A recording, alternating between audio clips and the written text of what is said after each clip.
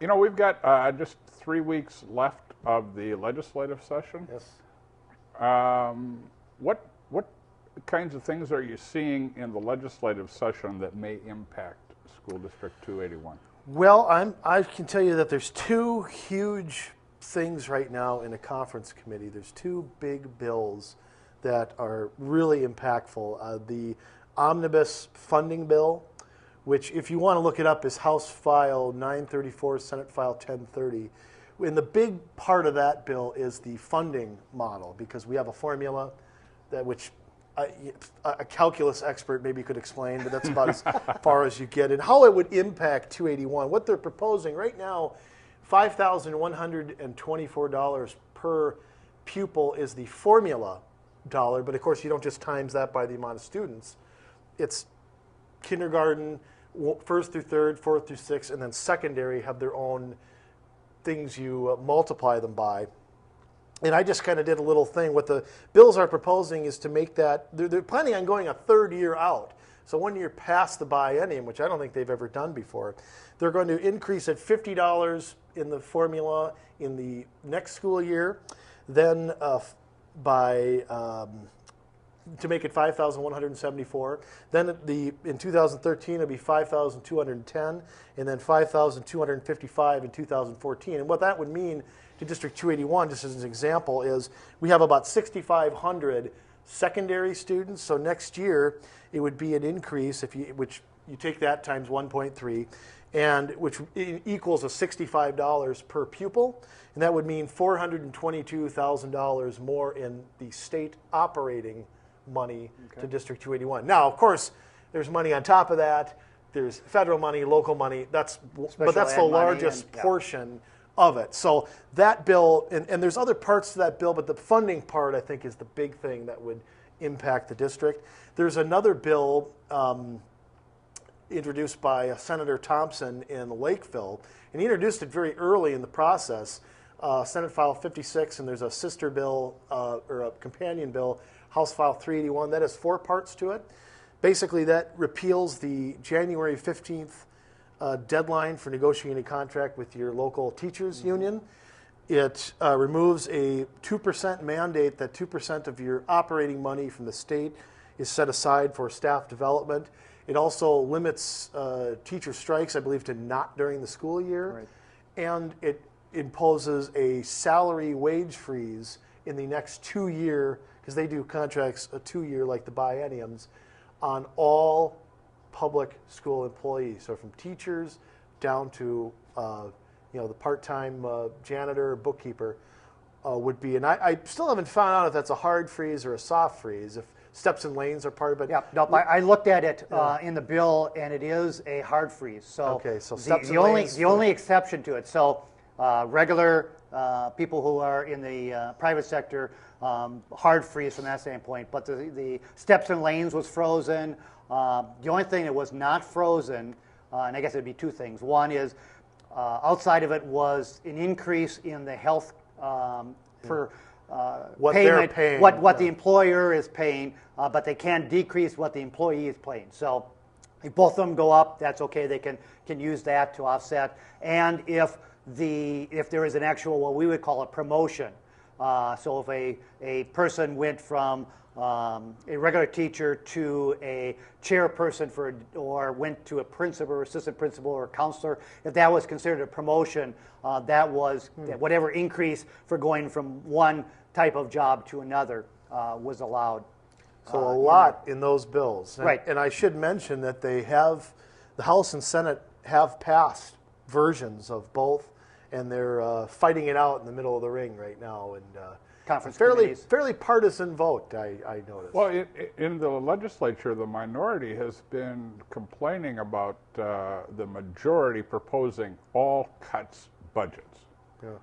Now, from what I understand, education funding seems to be increasing, if anything, over the last biennium. Well, there's a couple different definitions of a cut, depending on who.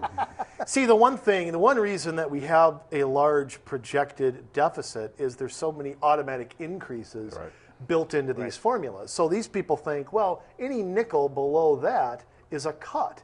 And I've had conversations about that with certain representatives who will remain nameless, as Okay. well as in the blogosphere, trying to explain, no, it's going up. It's just not going up at a rate that they think they're entitled to. And you see it everywhere. Reduction of increase rather than Right. actual reduction. But that's where the numbers game gets played. If you get a 3% increase one year and a 2% increase the next year, there are those who call it a 1% cut. I won't mention names, Mindy Greiling, but that does happen. Right. So that's the little games that keep getting played. We see it in local government aid. We see it in Health and Human Services, which supposedly has never had an increase since I was 3 years old. But so that's part of the debate we have to get around a little bit.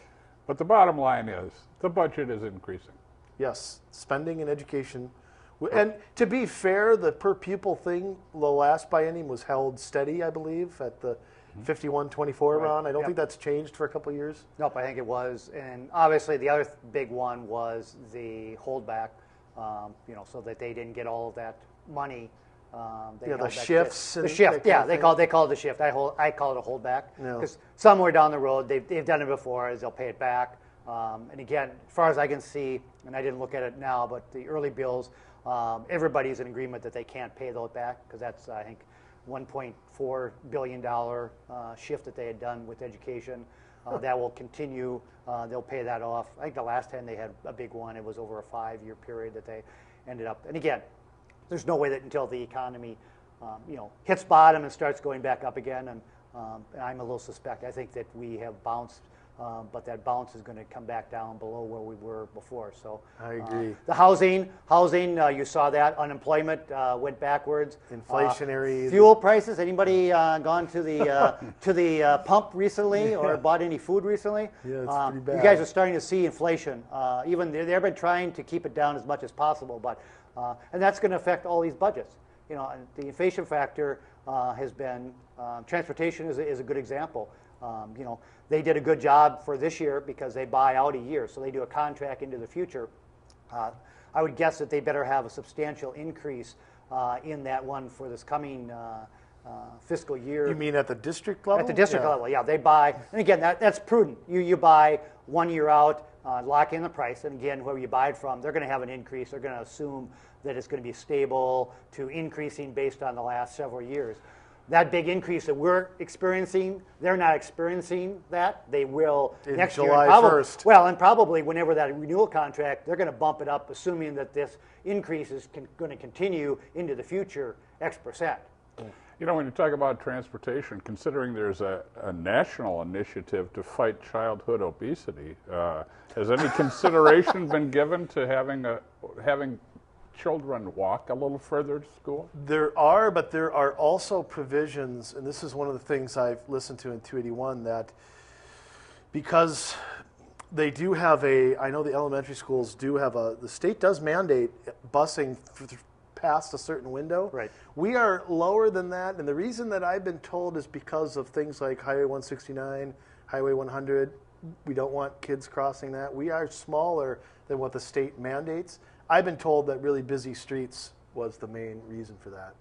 But They again, can I still think. walk, can't they? Well, yeah, and again, Can we go green and bike a little bit? I'll get my age here away, but I went to an elementary school and I crossed a busy intersection I. on County Road 9 all the time, and guess what they had? They had school patrol. Yes. I don't even know if they have school patrol anymore. I don't see them. I don't see them anymore. So again, I think that they got to start looking outside the box. And the inter-district transfers, and there's a lot of that going on too. And like we talked about, the magnet would increase that even more. Well, and on transportation, getting back a little bit to 281 itself, there right now they have, I would say in my mind, they'll say that there's a half-baked proposal out there. I think it's more 3/4 baked that they put forth with what would the savings be by having a third party do the transportation.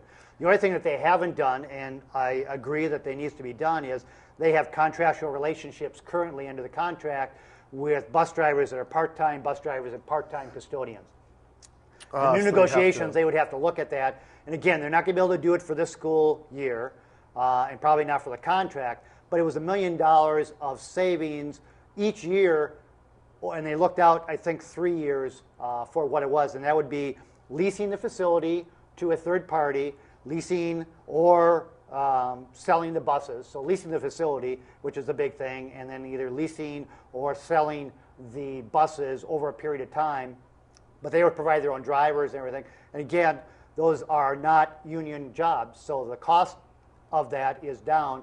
What they say that there have been school districts that have gone and done that, whereas they did their transportation out and then were sorry and brought it back in again. One, I think that was poor negotiations on that part, or they didn't have their costs properly identified to begin with. But $1 million on the table, even if it costs them half of that, $500,000 of savings, the number of teachers they could put in the classroom that they scream about is immense. Right. Well, and remember the whole, when the referendum failed, they did a whole thing and changed the bus schedule.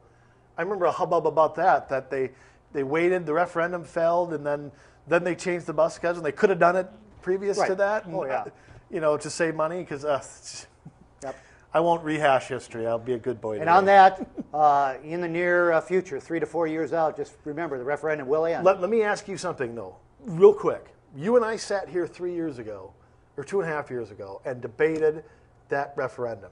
You said it was a 7-year referendum, right? 7-year 7 years, operating. yep. You said 3 to 5 years was your guess. Where are we on that stage right now? Well, we're just coming up, I believe, This on is the the third. second, but this is only the second year they've had money, right? Right, but again, they need to come to at least 2 years before it runs out. So They we're can't looking wait. at 2013. We're looking Well, that's at. why I said 3 to 4 Yeah, years that's what I is the thought. time frame for which is 5 to 6 years. And again, the school administrators and the school boards have tried to have the legislature give them the automatic. If they're just extending, they wouldn't have to come back to the voters. If you see that, you talk to your representative and tell them bunk with that. And the city should be the same thing. Cities shouldn't be able to increase it without coming to the voters either. So take back our government.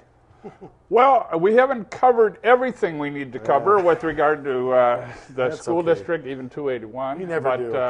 We're going to have to close for now. And thank you for watching. And tune in next week as well. Thank you very much. See ya.